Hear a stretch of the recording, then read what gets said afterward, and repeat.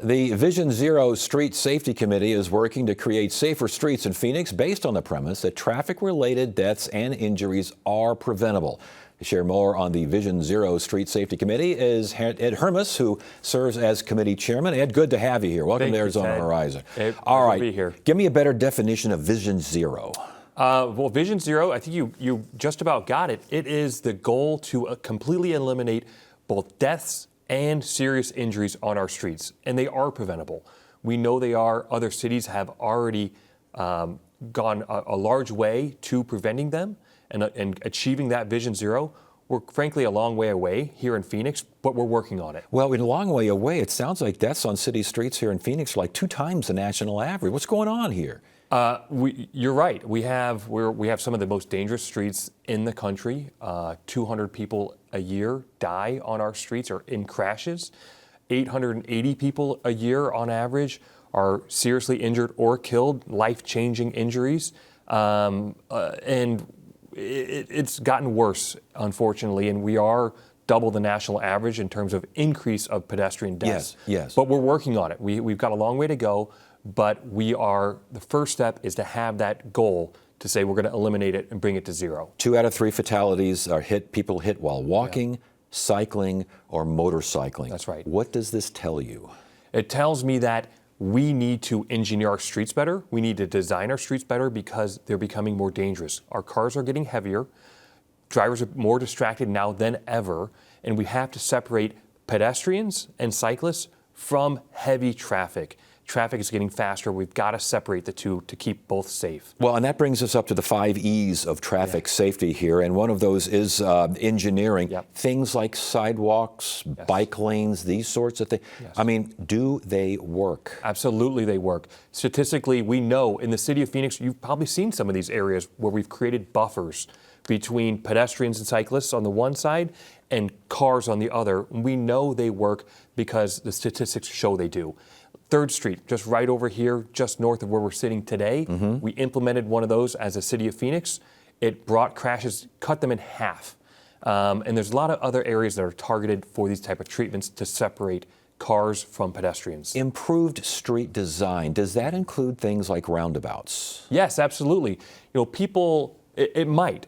Every street's a little bit different. Every neighborhood's a little bit different. We want to empower neighborhoods to bring those solutions and be flexible enough to say yes to those solutions when a neighborhood wants that for themselves. Yeah. Another E is evaluating data. What kind of data are you looking at here? We're looking at our high injury network data a lot, which is where are those segments and those intersections where crashes are happening all the time, and what's going on with that street. And drilling down to individual experiences of what can we do to prevent that in the future. Some of these intersections, though, I mean, Ed, they're huge. Yes. I mean, I don't know how you can do anything other than slow people down. Yeah. And I don't know if people will slow down when you have a big, wide open street intersecting a big, wide open street. Yeah. Well, there are things we can do. For example, medians are a wonderful way to separate traffic. And you see them in some cities, you see them in some parts of Phoenix, but not on those that you're talking about, the big wide open ones. We can implement medians, we can implement better intersections, better crosswalks. Yesterday was a huge win. The city of Phoenix council voted on one of our recommendations from the committee to improve our sidewalk crossings and our crossings at major intersections like that. And it's really going to help. I've seen some cities have the thing where if you're a pedestrian, you press the button and all of a sudden the light starts flashing yellow, then it goes red. You're supposed to stop for that. Do those work? Those work, yes, but what works even better than that is the cities that have implemented what's called leading pedestrian intervals.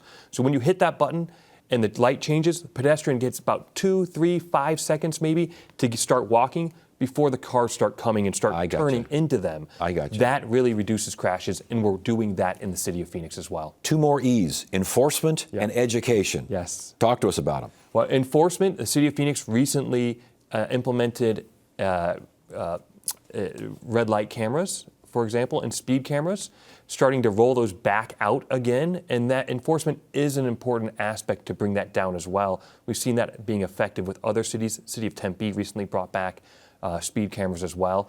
And that's an important component to saving lives as well. I was going to say, but boy, that brings back some angry people with those things.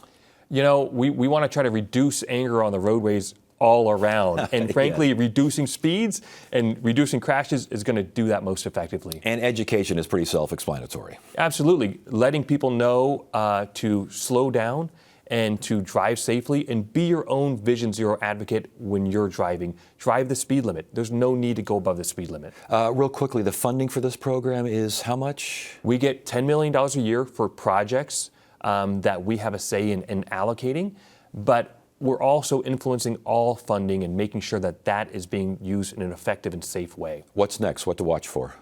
What to watch for is we're going to, like I mentioned, we're going to be upgrading our crossings at major intersections now. So you're going to see more high visibility crossings that are kind of those zebra stripes or diagonal stripes with stop bars. You're going to start seeing those being rolled out. I mentioned some red light cameras, and hopefully we're going to see more just everyday traffic mitigation in our neighborhoods. Ed Hermes, Vision Zero Street Safety Commission.